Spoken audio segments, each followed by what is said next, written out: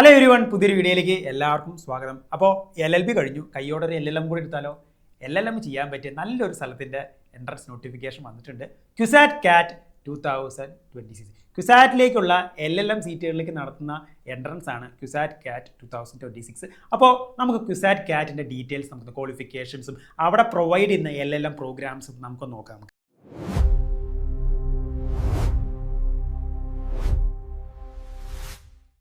അപ്പോൾ ക്യുസാറ്റിൽ നമുക്കറിയാം 2 ക്യാമ്പസുകളാണ് അവർക്ക് മെയിനായിട്ടുള്ളത്. ഒന്ന് അവരുടെ സ്കൂൾ ഓഫ് ലീഗൽ സ്റ്റഡീസ്, പിന്നെ അവരുടെ ഒരു സ്പെഷ്യൽ IPR സെൻറ്റർ.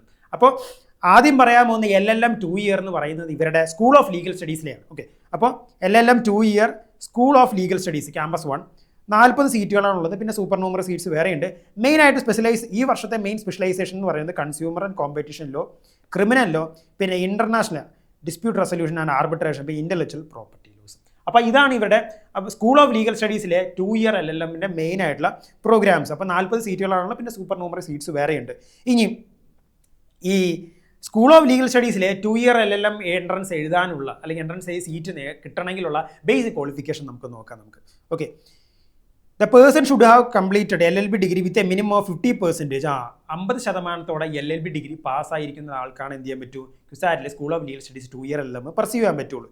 പിന്നെ അതുപോലെ തന്നെ ഷെഡ്യൂൾഡ് കാസ്റ്റ്, ഷെഡ്യൂൾഡ് ട്രൈബ്സിനൊക്കെ എന്ത് ചെയ്യുന്നുണ്ട്, ഒരു റിലാക്സേഷൻ ഉണ്ട്. പിന്നെ അതുപോലെ തന്നെ SEBC OBC കാൻഡിഡേറ്റ്സിന് ഒരു 5% റിലാക്സേഷൻ ഉണ്ട്. OBC കാൻഡിഡേറ്റ്സിന് 45% LLB ഡിഗ്രി പാസ്സായിട്ട് എന്ത് ചെയ്യാൻ പറ്റും, അവർക്ക് എഴുതാൻ പറ്റും. ബാക്കി ജനറൽ കാൻഡിഡേറ്റ്സിന് 50%, പിന്നെ SC/ST കാൻഡിഡേറ്റ്സിന് റിലാക്സേഷനായി ഈ പ്രോസ്പെക്ടസിൽ ഞാൻ റിലാക്സേഷൻ ഇത് കണ്ടിട്ടില്ല, അത് എനിക്കോട് സെപ്പറേറ്റ് ഓർഡറായിട്ട് അവർ ഇറക്കും തോന്നുന്നു.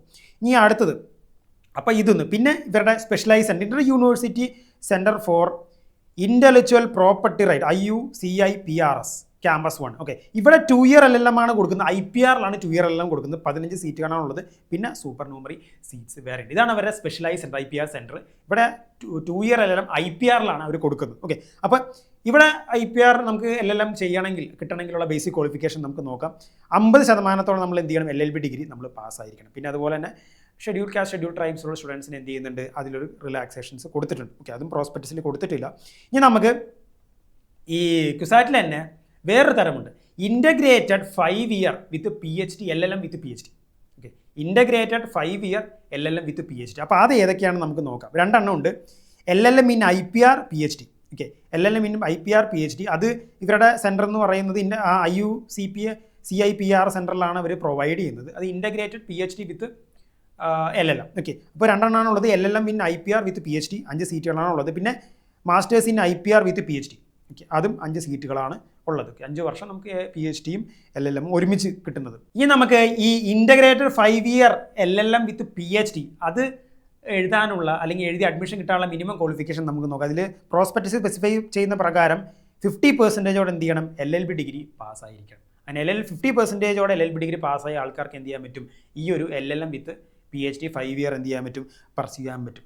അപ്പോൾ ഇതിലൊക്കെ ഓരോ എൻട്രൻസിൻ്റെയും സിലബസ് ഉണ്ട്. ആ സിലബസിനെ പറ്റി ഞാൻ സെപ്പറേറ്റ് വീഡിയോസ് ഞാൻ ചെയ്തേക്കാം. ഞാൻ ഇതിൽ തന്നെ എല്ലാം ഞാൻ പറയുന്നില്ല ഞാൻ.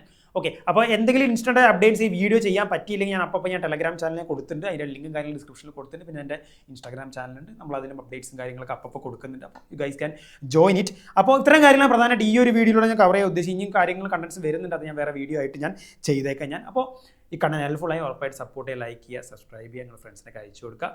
Thank you.